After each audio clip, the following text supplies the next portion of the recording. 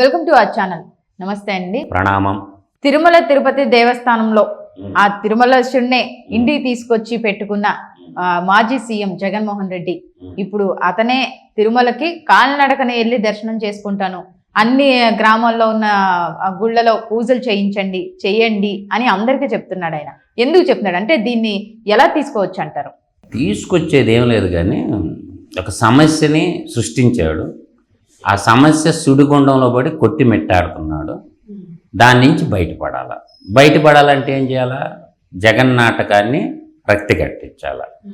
ఇప్పుడు ఏంటంటే హింసను ప్రేరేపించాలంటే ఏం చేయాలి? ఇప్పుడు జగన్మోహన్ రెడ్డి గుడి మెట్లు కూడా ఎక్కనీరు.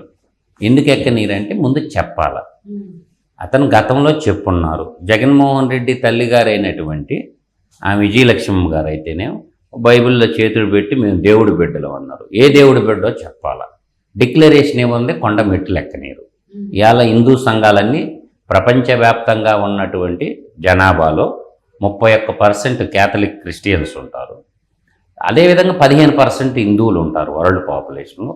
హిందువులందరూ గుండెలు మండిపోతుండే, రగిలిపోతుండే. వాళ్ళ చేసిన నీచమైనటువంటి నికృష్ట పనికి పరిహారం చెల్లించాల్సి వస్తుంది. కాబట్టి ఏంటంటే ఇప్పుడు మతాన్ని రెచ్చగొడుతున్నాడు.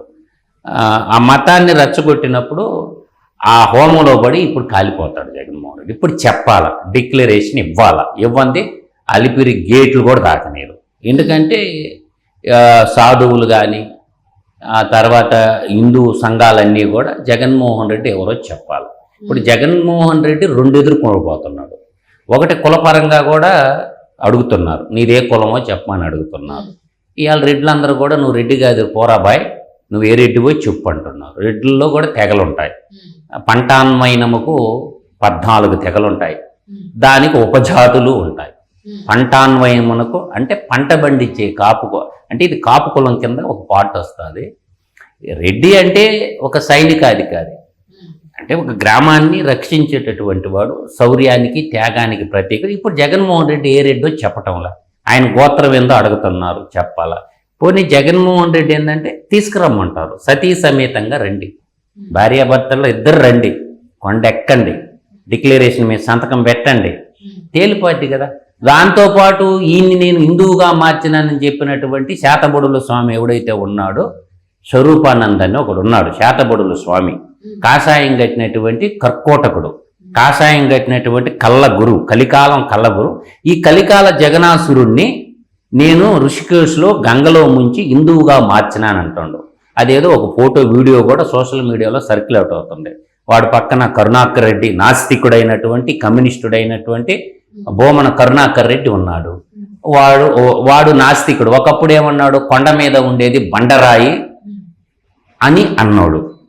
ఈ బోమన కరుణాకర్ రెడ్డి వాళ్ళ కూతురు వివాహాన్ని కూడా క్యాథలిక్ సాంప్రదాయం ప్రకారం పెళ్లి చేశారు. ఈ కన్వర్టెడ్ కంటామినేటెడ్ మనుషులందరూ ఇవాళ మాట్లాడితే కుదురుతుందా? ఇప్పుడు బైబిల్ వర్సెస్ భగవద్గీత సైడ్ ఉంటావా, బైబిల్ సైడ్ ఉంటావా? తేలిపోవాలి. ఇప్పుడు ఖురాన్ ఉంటుంది, సిక్కు ప్రబంధం ఉంటుంది, జైన్ మతంలో ఉంటుంది, బుద్ధిస్టులు ఉంటారు. ఈ భారతదేశంలో కానీ ప్రపంచవ్యాప్తంగా 6.6% బుద్ధిస్టులు కూడా ఉన్నారమ్మా. అందువల్ల ఏంటంటే ప్రపంచవ్యాప్తంగా ఉన్నటువంటి 120 కోట్ల మనోభావాలని గాయపరిచాడు. కాబట్టి దానికి సమాధానం చెప్పాలి. ఇప్పుడు బైబిల్ వర్సెస్ భగవద్గీతకి యుద్ధం జరుగుతుంది. నువ్వు ఉంటే బైబిల్ భక్తుడుగా ఉండు, లేదా ఇట్లన్నా ఉండు. ఇంకొక కొత్తదనానికి కూడా ఇప్పుడు హిందువులందరూ ఎవరైతే మతాన్ని మారుతారో ఆ మత గ్రంథాల్లో ఏ పేర్లు ఉంటాయి అయ్యే పెట్టుకోవాలి. అందువల్ల మత గ్రంథంలో ఏదైతే పేరు ఉంటుందో మతంతో పాటు నీ పేరు కూడా మార్చుకో. పేరేమో హైందవ ధర్మం ప్రకారం పేర్లు ఉంటాయి, కానీ నువ్వు మతాన్ని ఆచరించేటప్పుడు పేరు ఎందుకు మార్చుకోవు?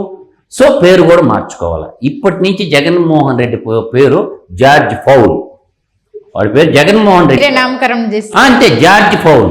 ఈ కలికాల కాకరి, కలికాలంలో పుట్టిన దానవుడు, కలికాల కర్కోటకుడు, కలికాల కాకరి.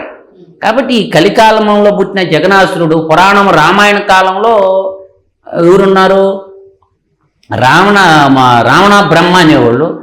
అతని చేష్టల వల్ల ఏమైపోయాడు? అసురుడుగా మారిపోయినాడు. అర్థమైందా? రావణ బ్రహ్మ కాస్త రావణాసురుడిగా మారిపోయాడు.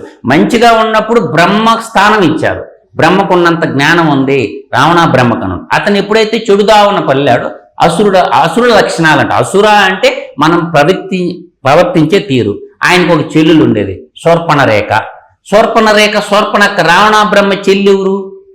రావణ బ్రహ్మ చెల్లి శూర్పణరేఖ ఏ ప్రాంతానికి ఉన్నది? అప్పుడు ఋషులు మునులు అందరూ పోయి వాళ్ళు యజ్ఞ యాగాలు చేసుకుంటుంటే ఇబ్బంది పెడతా ఉంటే రాముడు వచ్చి కోదండంతో చెండుని చెండాడింది కదా. అందువల్ల ఇప్పుడు జగన్మోహన్ రెడ్డి చెల్లెలను కూడా తీసుకురావాలా. శూర్పణరేఖలు ఎంతమంది? ఇప్పుడు శర్మిల శూర్పణరేఖ, ఇంకొకటి సునీతమ్మ ఉంది, ఆమె ఉంది దేవుడు ఇచ్చిన చెల్లి అంటుండు. ఆ రోజమ్మను కూడా తీసుకురావాలా.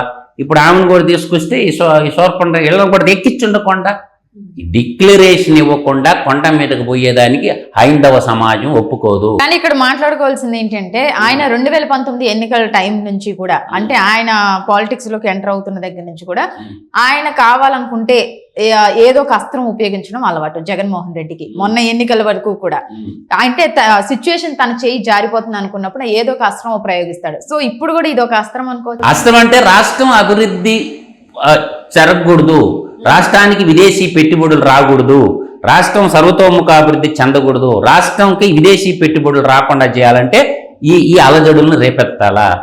ఇది ఒక ఇజ్రాయెల్గా చేయాలా. ఒక ఇజ్రాయెల్ ఇప్పుడు ఎలా కొట్టుకుంటుంది, లెబనాన్ మీద బాంబులు ఎలా వేస్తుంది, ఇరాను, ఇరాకు, సిరియా ఇట్లా సృష్టించి చేస్తే రాష్ట్రానికి పెట్టుబడులు రావు, ప్రభుత్వాన్ని అస్థిరపరచాలా. అందువల్ల ఈ మతాల మధ్య సంఘర్షణ కానీ రేగొట్టినట్టు అంటే అలజడి పేరేపిస్తాయి. అందువల్ల వచ్చే కంపెనీలు కూడా రాదు, అభివృద్ధి కూడా జరగకుండా నిరోధించాలని. అందువల్ల ఏంటంటే ఒక అస్థిరత్వాన్ని ఏర్పరచాలని చూస్తున్నారు. ఒకవైపు అల్పపీడనాలు సముద్రంలో ఏర్పడి సముద్రాలు వేడెక్కిపోయి పట్టణీకరణ నేపథ్యంలో 8 అల్పపీడనాలు వచ్చినాయమ్మా. అంటే వాయుగుండాలు బంగాళాఖాతంలో అతలాకుతం అవుతుంది. ఇవాళ మధ్యాంధ్ర తీసుకున్న గుంటూరు, కృష్ణా, ఈస్టు, వెస్టు, ఉత్తరాంధ్ర తీసుకున్న ఈ వ్యవసాయ రంగం కూడా అంటే ఎక్కువ కాలం వర్షం పడటం వల్ల పంటలన్నీ దెబ్బపోయి రైతులు కూడా అల్లకల్లోలంగా మారిపోయినటువంటి పరిస్థితి. ప్రభుత్వం పరిపాలన మీద దృష్టి పెట్టద్దా? దుర్మార్గులు దృష్టిలో గతంలో జరిగినటువంటి అకృత్యాలు, విధ్వంస పాలనలో జరిగిన అవి ఒక సైడు హోంశాఖ చూస్తూ ఉంది. ఈరోజు ఆ కాదాంబరి జత్వానీ కేసు తీసుకున్నా, లిక్కర్ కేసు తీసుకున్నా, మైనింగ్ కేసు తీసుకున్నా, ఎప్పుడు మళ్ళీ తిరుమల కేసు తీసుకున్నా ఒకటెంబడి ఒకటి ఇవన్నీ కూడా ప్రభుత్వాన్ని అలజడిలో పనిచేయనీకోకుండా చేస్తున్నాడు. కాబట్టి ఇప్పుడు రేపు జగన్మోహన్ రెడ్డి వస్తాడు, వచ్చినప్పుడు కొండ మీదకు పోవద్దని ఎవరు అనరు. నువ్వు డిక్లరేషన్ మీద సంతకం పెట్టు. రాష్ట్రపతి అబ్దుల్ కలాం గారు దాని మీద సంతకం పెట్టే పోయాడు. నేను విశ్వసిస్తున్నాను, ఈయన దేవుణ్ణని నేను నమ్ముతున్నాను అని చెప్పి ఆడ ఫోన్ నెంబర్ పెట్టాలా, సంతకం పెట్టిపోవాలి. ఏం తప్పేంది అంట. నువ్వు క్యాథలిక్ క్రిస్టియన్ అని అంటున్నావు కదా, క్రిస్టియన్లో కూడా 14 తెగలు ఉంటాయి. Catholic Christian Sonia Gandhi, Catholic Christian Sonia Gandhi కూడా సంతకం పెట్టే కొండ మీదకి పోయింది కదా. ఎవరు విశ్వాసం ఆడదు, ఎవరు మత విశ్వాసం ఆడదు. ఇప్పుడు నువ్వు చెప్పు అంటే, ఇప్పుడు నీ కులం ఏంటో చెప్పు, నీ మతం ఏందో చెప్పు, మళ్ళీ నేను దేవుడు బిడ్డనట్ట. ఏ దేవుడు బిడ్డవి?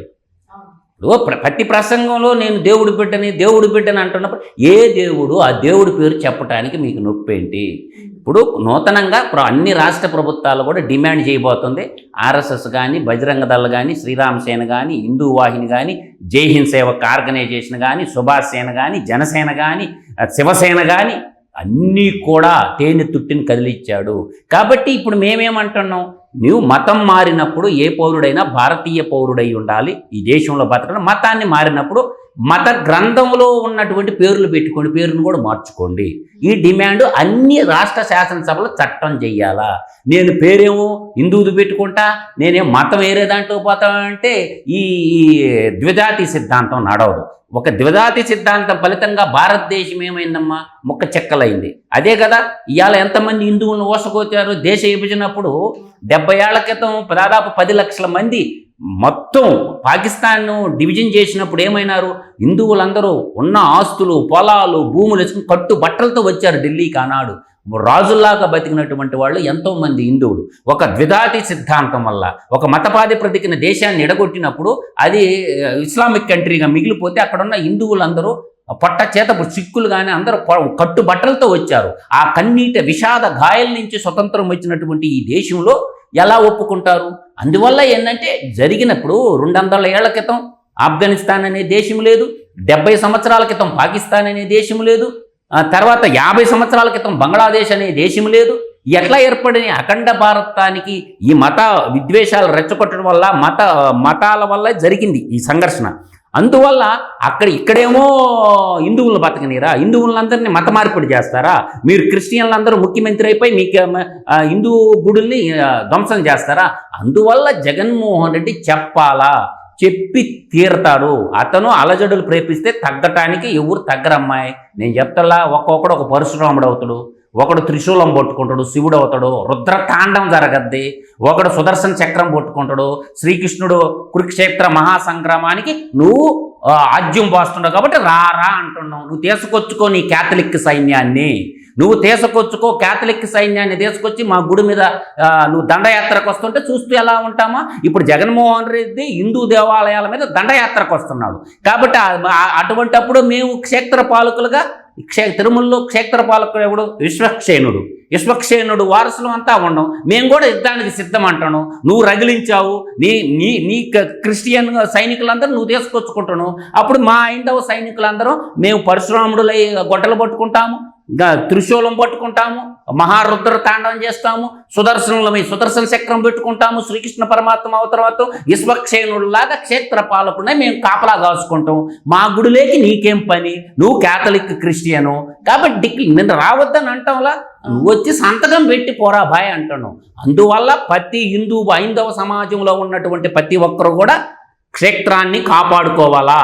ఇవాళ యుద్ధాన్ని ప్రకటించాడు ఒక క్యాథలిక్ క్రిస్టియన్ అయినటువంటి జగన్మోహన్ రెడ్డి. మన గుడి మీదకి యుద్ధానికి వస్తుండే కాబట్టి ఆ యుద్ధాన్ని ఎదుర్కోవటానికి హిందూ సంఘాలన్నీ సంసిద్ధంగా ఉండే రారాబాయ్ అంటున్నాం. ఆర్ఎస్ఎస్లో ఉన్నారు, బజరంగ దళ, శ్రీరామసేన, జనసేన, శివసేన, ఇట్లా అన్ని 64 శాఖలు ఉన్నవాళ్ళు అందరూ రేపు నిన్ను ఎదుర్కోవటానికి సిద్ధంగా ఉన్నావు. నువ్వు నీ సైన్యాన్ని, నీ మోక సైన్యాన్ని నువ్వు తీసుకొని వస్తుండవు కాబట్టి మేము సంసిద్ధంగా ఉన్నాం, రారా బాయ్ అంటున్నాం. అందువల్ల నువ్వు అరాచకత్వాన్ని, రక్తపాతాన్ని నువ్వు కోరుకుంటున్నావు కాబట్టి ఇప్పుడు మా గుడి మీదకి నువ్వు దండయాత్రకు వస్తున్నప్పుడు మా గుడిని మేము కాపాడుకోవాలి కదా. కాపాడుకునే ఉద్దేశంతో మేము కూడా మీకు చట్టం న్యాయం అంటే కూర్చుండదు. నువ్వు గుడి మీదకి దండయాత్రకు వస్తుండవు.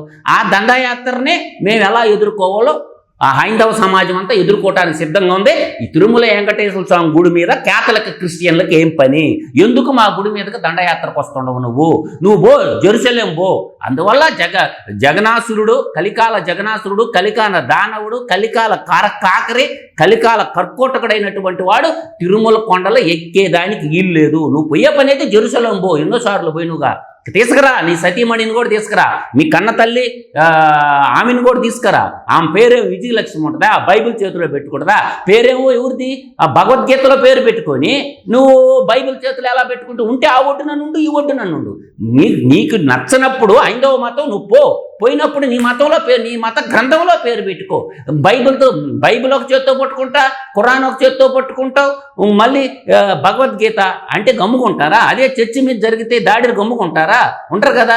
నువ్వు ఎందుకు వస్తుండవు? ఎవరో చెప్పిరా, నువ్వు హైందవుడువా అయితే రా, స్వాగతం పలుకుతాం, పూల మాల వేసి పలుకుతారు. అందువల్ల నీ సతీమణిని, నీ ధర్మపత్నిని, నీ అర్ధాంగిని తీసుకొని రా. అంటే తిరుగుతున్న ఎంత కంటకావరం కాకపోతే నువ్వు రాజ్యపాలకుడు ఉన్నప్పుడు వెంకటేశ్వర స్వామిని నీ పాదాల కింద తాడేపల్లి ప్యాలెస్లో పెట్టుకుంటావా? అది ప్రజల డబ్బుతోటి, వాడు సొంత డబ్బు కాదు, ప్రజల డబ్బుతోటి. సమాధానం చెప్పి తీరాల జగన్మోహన్ రెడ్డి. ఇప్పుడు చాలా అరాచకానికి నాంది పలుకుతుంది కాబట్టి ఈ యొక్క క్రిస్టియన్ల మోక సైన్యం దాడికి వస్తుంది కాబట్టి ఆ దాడికి ప్రతిదాడిగా హైందవ సైనికులు కూడా సంసిద్ధంగా ఉన్నారు.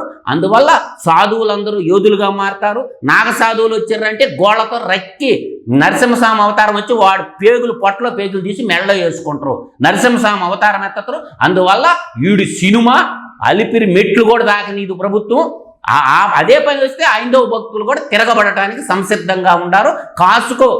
ఇప్పుడు రామబాణం ముందు ఏ బాణం పనిచేయదు కాబట్టి రామబాణాలు పెట్టుకొని శస్త్రాలు మాకు కూడా సిద్ధంగా ఉండే. మా దగ్గర త్రిశూలం ఉండే, మా దగ్గర విష్ణుమూర్తి చేతిలో సుదర్శన చక్రం ఉంది, మా పరశురాముడి చేతిలో గొడ్డలు ఉంది. కాబట్టి మేము కూడా సంసిద్ధంగా ఉండడం.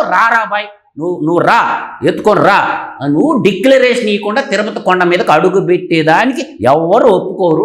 అందువల్ల మేము శాఖోపశాఖలుగా ఉన్న మా ముందు మేము హైందవులం కాబట్టి ఇది హిందూ దేశం.